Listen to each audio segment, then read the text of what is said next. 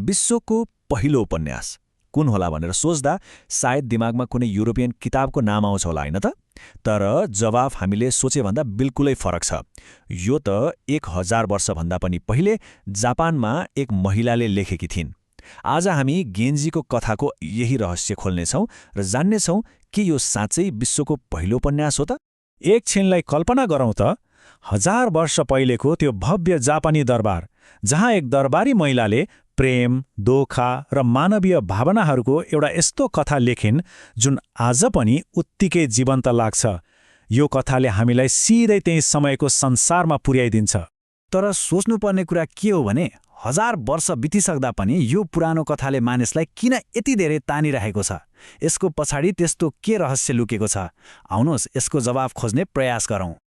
आजको हाम्रो यो यात्रामा हामी गेन्जीको कथाका 5 प्रमुख पक्षहरूमा डुबुल्की मार्नेछौँ।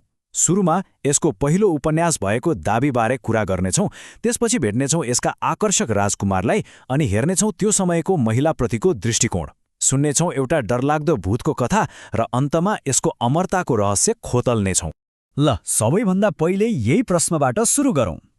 गेन्जीको कथालाई किन विश्वको पहिलो उपन्यास मानिन्छ? आखिर यसले कथा भन्ने तरिकामा के त्यस्तो नयाँपन ल्यायो र? अब उपन्यास भनेको के हो त? सरल भाषामा भन्नुपर्दा यो एउटा लामो कथा हो जसले पात्रहरूको जीवन, उनीहरूको सपना र उनीहरूको सङ्घर्षलाई गहिराईमा गएर देखाउँछ। यो केवल घटनाहरूको सूची मात्रै होइन, यो त मानवीय भावनाहरूको पूरै यात्रा हो। गेन्जीको कथाले ठ्याक्कै यही काम गर्छ। यसले के भयो भनेर मात्र बताउँदैन, बरु किन भयो र पात्रहरूले कस्तो महसुस गरे भन्ने कुरामा गहिरोसँग ध्यान दिन्छ। वास्तवमा यही कारणले गर्दा यो कृति आफ्नो समयभन्दा शताब्दीऔं अगाडि थियो।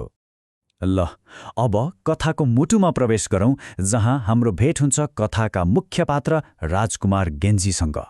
गेन्जी, जसलाई चम्किलो राजकुमार पनि भनिन्छ, उनको सुन्दरता, कला र आकर्षण यस्तो थियो कि जो कोही पनि सजिलै उनको प्रभावमा पर्थे। तर त्यो चमकको पछाडि एउटा अँध्यारो भविष्यवाणी लुकेको थियो। एक ज्योतिषी भविष्यवाणी गर्छन्, यदि गेन्जी राजा बने भने देशमा उथलपुथल हुनेछ। तर यदि उनी सामान्य मानिस भएर बसे भने उनको राजकीय क्षमता खेर जानेछ।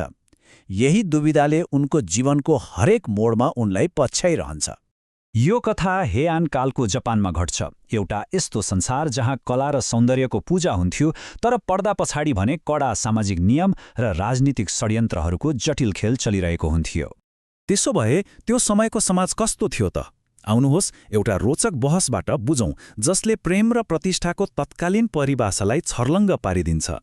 एक दिन पानी परिरहेको रातमा गेन्जी र उनका साथीहरू बसेर उत्तम महिला को हुन् भनेर बहस गर्छन्। यो सुन्दा सामान्य कुराकानी जस्तो लागे पनि यसले वास्तवमा त्यसबेलाको समाजले महिलाहरूलाई कुन नजरले हेर्थ्यो भन्ने कुराको ऐना देखाउँछ। उनीहरूले महिलाहरूलाई 3 श्रेणीमा बाँडेर हेर्छन्। पहिलो, उच्च वर्गकी महिला, जो आदर्श त हुन्छन् तर पहुँचभन्दा बाहिर। दोस्रो, मध्यम वर्ग, जो सबैभन्दा रोचक र वास्तविक हुन्छन्।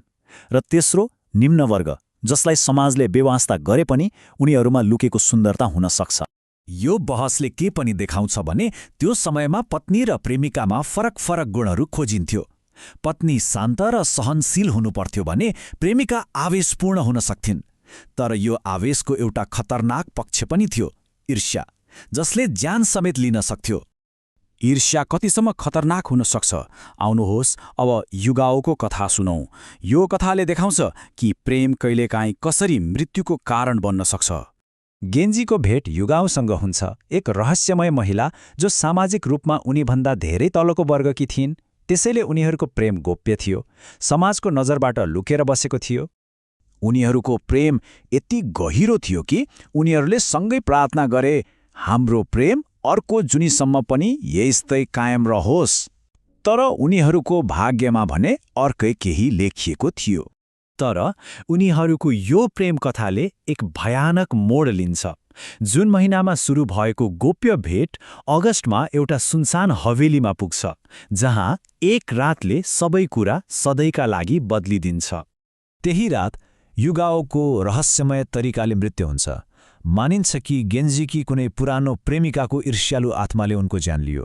यो घटनाले त्यस समयमा ईर्ष्यालाई कति विनाशकारी शक्ति मानिन्थ्यो भन्ने कुरा प्रष्ट पार्छ। अब अन्तिम र सबैभन्दा महत्त्वपूर्ण प्रश्नमा आउँ। 1000 वर्ष पुरानो यो कथा आज पनि किन यति सान्दर्भिक छ? किनभने यसले ती कुराहरूलाई छुन्छ जुन कहिल्यै पुरानो हुँदैनन्, जस्तै कि प्रेम, ईर्ष्या, सामाजिक दबाव अनि जीवन र सौन्दर्यको क्षणभङ्गुरता। यी भावनाहरू 1000 वर्ष पहिले जस्ता थिए आज पनि उस्तै छन्, होइन त? त्यसैले गेन्जीको कथा केवल एउटा पुरानो किताब मात्रै होइन, यो त मानव भावनाको एउटा गहिरो अध्ययन हो जसले हामीलाई 1000 वर्ष पहिलेका मानिसहरूको मनभित्र चिहाउने एउटा दुर्लभ मौका दिन्छ। र अन्त्यमा हामीले आफैलाई सोध्नुपर्ने एउटा प्रश्न, एक राजकुमारको प्रेम र पीडाको 1000 वर्ष पुरानो यो प्रथाले हामीलाई हाम्रो आफ्नै जीवन, प्रेम र भावनाहरूको बारेमा के सिकाउन सक्छ?